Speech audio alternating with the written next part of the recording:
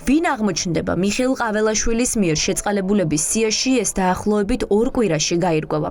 ნათლისღების დღესასწაულზე ოცნების პრეზიდენტმა შეწყალების აქტის გამოქვეყნება დაანონსა, თუმცა არ უთქვამს იქნებიან თუ არა ჩამონათვალში სინდისის პატიმრები. შეწყალებაზე კითხვა ყაველაშვილს სამების საკათედრო ტაძრის ეზოში დაუსვეს.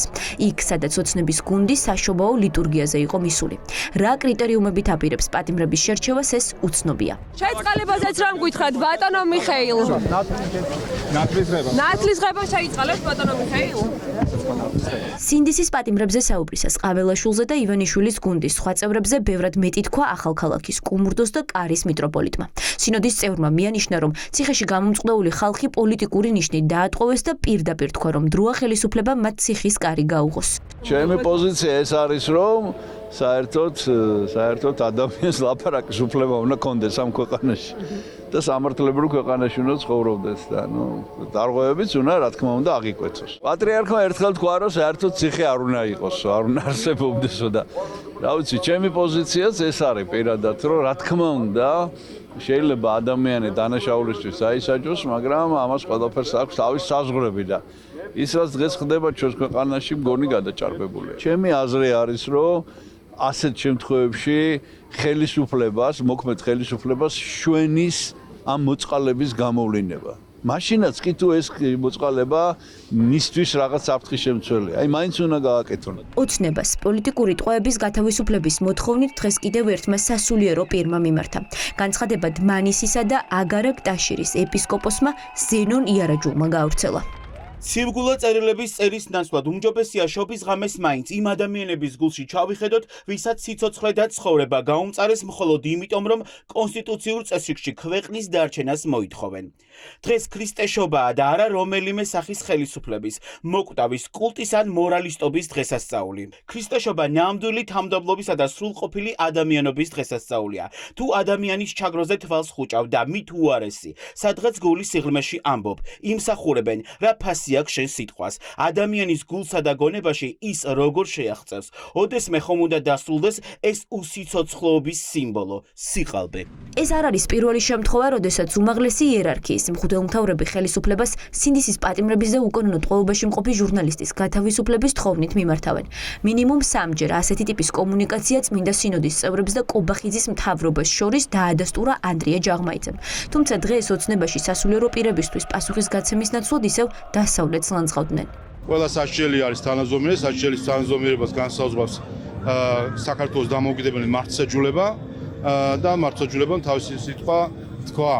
რაც შეეხება თავად საკითხს, თავარი პრობლემა ის არის, რომ ჩვენ უნდათ გარედან თავს მოგვახვიონ ძალადობა, თავს მოგვახვიონ ზიზღი, თავს მოგვახვიონ ქვეყნის წინააღმდეგ ქმედება და ეს ყველაფერი მოყიდონ როგორც პროევროპულობა, როდესაც სტაბილურობის კერა გაჩნდა რეგიონში და მთელი ძალებით ამ სტაბილურობის კერას უტევენ.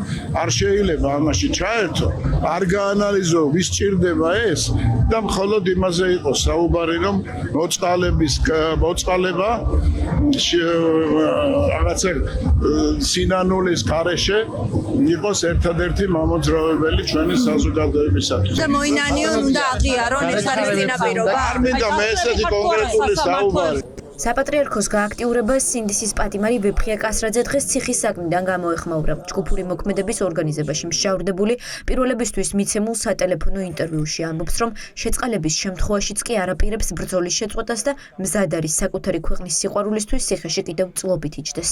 საპატრიარქოს განცხადებას ადრე უფრო ადრე ჩაერეულებენ უკეთესი იქნებოდა და რა ვიცი, ნახოთ ჩვენ ბიჭები სათავარ რამდენი წელი საჭირო იქნება იმდენი წელი ვიждეთ ამ ქვეყნისთვის ის კი არა რო გამომიშვან მე ბრძოლას არ შეწყვეტავ მაინც და შეიძლება უკანაც შემომბრუნო არც მაგალითად არ ვერდო მართალი გითხრათ რა ცოტა ხანი ბავშვებსაც მოვიფერებით უგავარ გაიქნება და რა ვიცი, ნახოთ, ყველაფერი კონიუნქტურული გადაწყვეტილება იქნება თუ კი მაგას გააკეთებენ. შეწყალება აღიარების სანაცვლოდ გამორიცხულია. სინდისის პატიმრებმა არ ჩადენილი დანაშაულის აღიარებაზე ოლიგარქის გუნდს უარი უკვე არაერთხელ უთხრეს. ამიტომ პოლიტიკური პატიმრებით ციხეების გადავსების გამო კრიზისში მყოფ ოცნებას ალტერნატიული გზების მოძებნა უწევს.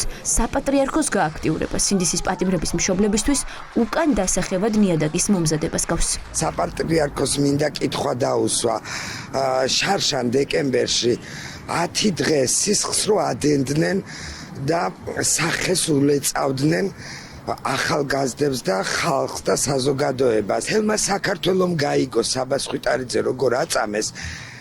რატომ არ ქონდათ რეაგირება? იმას ტკინუ იძახის არალეგიტიმური მთავრობა, რომ პატიმრებმა აღიარონ და შევიწყალებთ. შესაწყალებლები ეგენი არიან და დროზე მიხედონ თავიანთ თავს და დროზე შეიწყალონ თავიანთი თავი და ჩვენი პატიმრებით. რაც შეეხება მამა ნიკოლოზის ნათქვამს, ჯაღმაიძისგან განსხვავებით ამისი უფრო კეთილგანწყობილი ვარ რა ამ კაცის მიმართ, ამ მამაოს მიმართ, იმიტომ რომ არა მარტო პატიმრებზე თქვა, რომ ისინი უდანაშაულები არიან, თავრობას მიმართა, რომ რატო ზღუდავთ სიტყვის თავისუფლებას. თუ გინდათ სორნიკეზე პატარებმა შეწყალება არ ითხოვეს, იმიტომ რომ შესაწყალებელი რა ქონდათ ქაღალდი დროის როლა ჯიბიდან ის რა იმაზე შეწყალება ითხოვს ყაველაშვილმა თვითონ თავისი მარიონეტი ხელისუფლებისგან რომ თავი დააღწიოს მაგათ. ახლა ყველაფერი ოცნების პოლიტიკურ ნებაზეა დამოკიდებული. შეწყალების აქტი ყაველაშვილმა 19 იანვრისთვის უნდა გამოსცეს.